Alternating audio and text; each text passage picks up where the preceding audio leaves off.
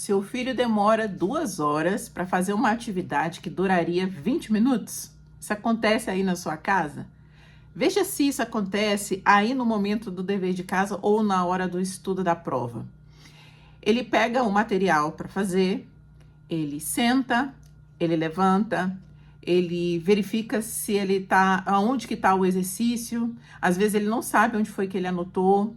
Ele sente fome, ele levanta para ir ao banheiro, aí depois ele levanta para buscar água, aí ele faz uma atividade, faz um exercício e começa a brincar com o lápis, ou então jogar a borracha para cima, ou então mastigar o lápis. Isso acontece aí na sua casa? Se isso acontece, é sobre isso que a gente vai falar nesse vídeo de hoje. Então fica aqui, já curte, dê o seu joinha para o YouTube entregar ainda mais conteúdos como esses a você e ajudar outros pais também. Então vamos lá? Por que isso acontece, né? Quando a gente vê uma atividade que pra gente duraria ou demoraria 20 minutos, a gente tá vendo só o exercício em si. Só que dentro da cabeça da criança existe uma série de processos cognitivos que estão acontecendo ali naquele momento e que a gente não está verificando. E quando a gente está falando de uma criança que tem TDAH ou quando a gente está falando de uma criança que tem algum tipo de dificuldade em aprendizagem, a gente está multiplicando essas funções cognitivas necessárias, por exemplo, para fazer um exercício. Vamos imaginar uma atividade simples. Resolva essas 10 questões de matemática. Esse é o exercício. Coloca aí. Lá na cabeça do seu filho tem: sente-se, pegue o lápis, encontre o exercício, lembre do que você viu na aula, controle a sua vontade de ficar em pé, observe se você desviou seu pensamento e volte, confere se o que você fez está certo, termine, corrija, volte para o número 2, ou seja, o exercício é uma coisa.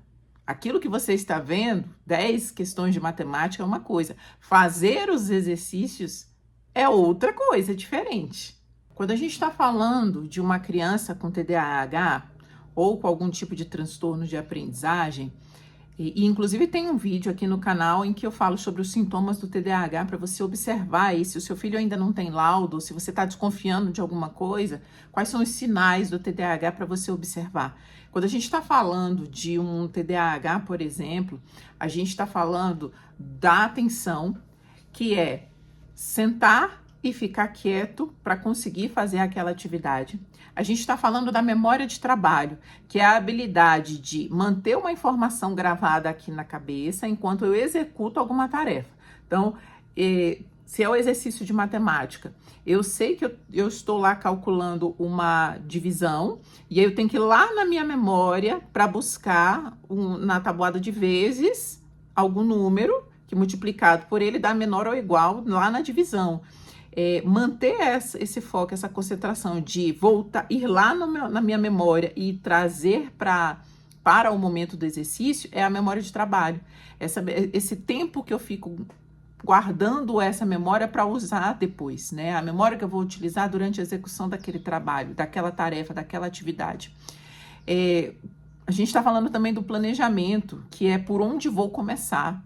Principalmente, eu não sei se vocês já observaram, em exercícios matemáticos. Normalmente, quando é cálculos numéricos, sem contexto, sem seus probleminhas, né, atividades que envolvam probleminhas para ele interpretar, ele se sai melhor.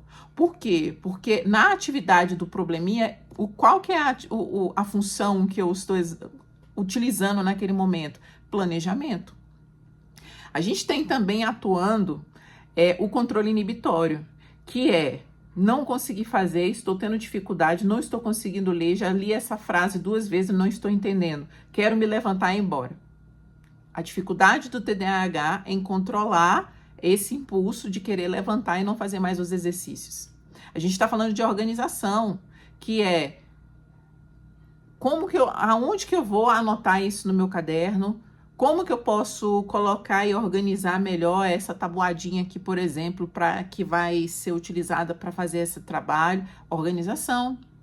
Ou seja, a criança, ela pode até saber muito bem matemática, ela sabe o conteúdo, A mesma coisa com português, com geografia, com história, ele sabe até o conteúdo, mas ele tem dificuldade de executar algum tipo de tarefa ou até uma prova. Daí entra uma armadilha. Começa a vir na cabeça da mãe. Ele tá enrolando? Meu Deus, esse menino é muito preguiçoso. Gente, ele não presta atenção. Isso tudo tá acontecendo lá na cabeça da mãe. E aí o que ele ouve depois? Você não termina nada. Tem horas que você tá aí e você não terminou, você não se esforça direito. Meu Deus, você é muito desatento. Por que você não termina logo? Você quer acabar logo com esse sofrimento de fazer a atividade? Por que você não termina logo? Aí vem uma virada de chave. A pergunta que precisa ser feita é: o que é que está fazendo essa atividade se tornar tão difícil para essa criança? Não é o fato em si, é o que está por detrás desse fato. Por que é que ele está enrolando? Por que é que ele não está dando conta de dar continuidade? Por que é que ele começa, mas ele não termina? É o que está por detrás de tudo isso que está acontecendo, que você está vendo aí no cenário. Eu vou te dar um exemplo do que tem acontecido comigo nas últimas semanas. Eu danço dança de salão já desde o ano passado, eu danço forró, e eu resolvi me arriscar no tango. E aí, o tango, ele é diferente, bem diferente do forró, com relação principalmente à base, né? O forró, primeiro que o forró você dança mais longe, você tem giros, você tem o dois para cá, dois para lá. O tango, ele é diferente. O tango, você tem mais o contato aqui do peitoral, você tem a pisada, que é como se fosse uma caminhada para trás, mais com a perna esticando, não é um pisa e volta igual é o do forró, enfim. E aí, quando o professor ele vai me explicando o que precisa ser feito lá no tango, ele fala: coloca a perna para a direita, perna para a esquerda, faz o cruze, faz a baldoça. A informação é curta, é só um passo e uma sequência de passos. Só que o processo cognitivo que eu preciso fazer para conseguir executar um passo como esse não é tão simples assim.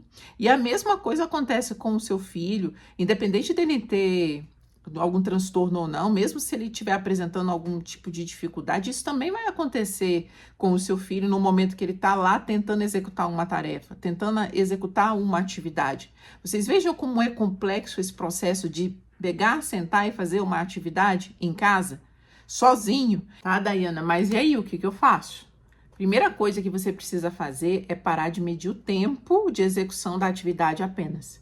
Durante esse tempo, você precisa observar se ele demora a começar.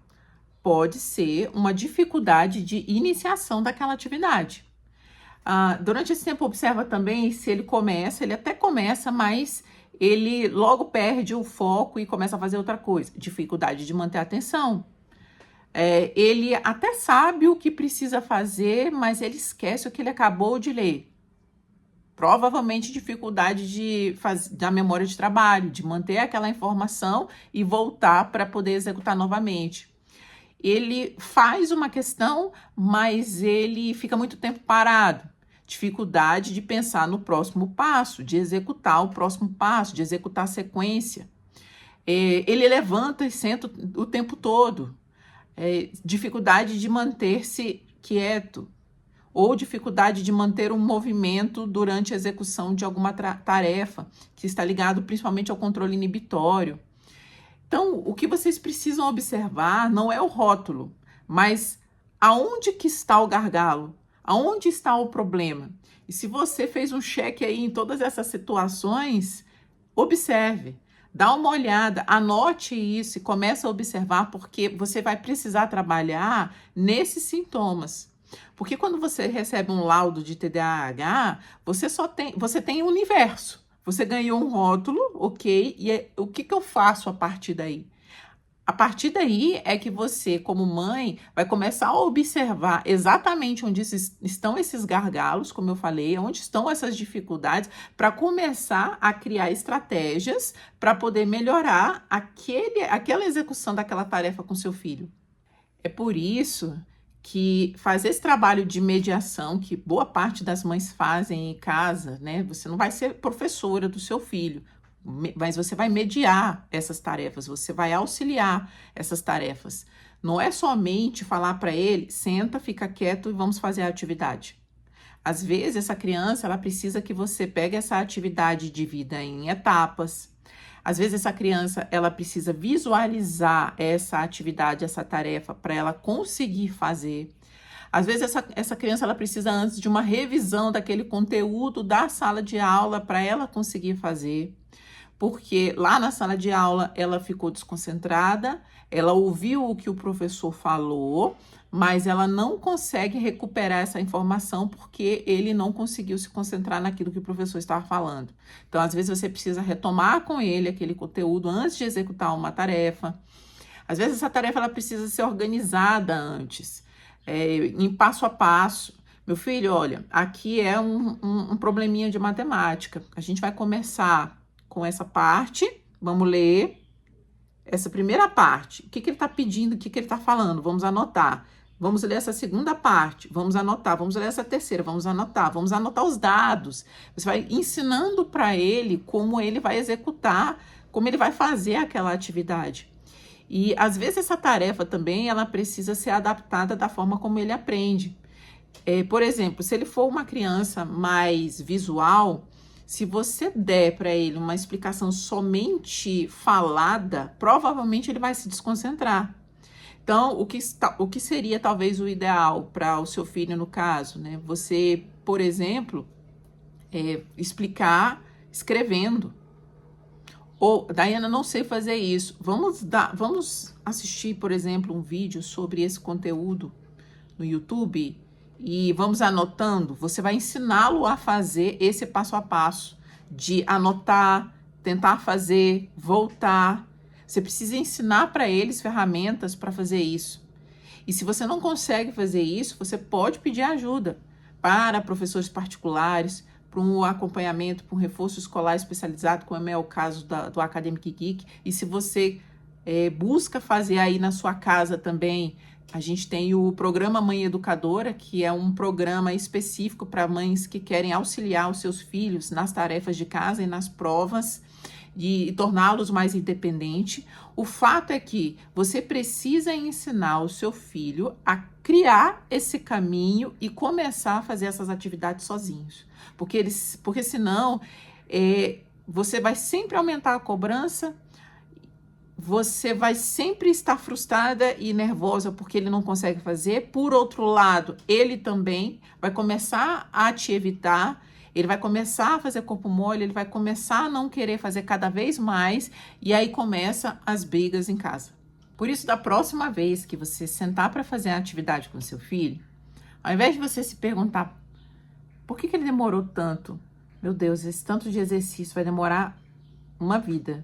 Em vez de você se perguntar isso, você precisa observar em qual parte dessa atividade ele está tendo mais dificuldade. O que está acontecendo com esse meu filho? Porque às vezes o problema não é conteúdo, é o processo por detrás para ele conseguir fazer uma atividade, uma tarefa. Se você gostou desse vídeo, já deixa o seu joinha aqui, já curte, compartilha com outros pais e eu te espero no nosso próximo vídeo.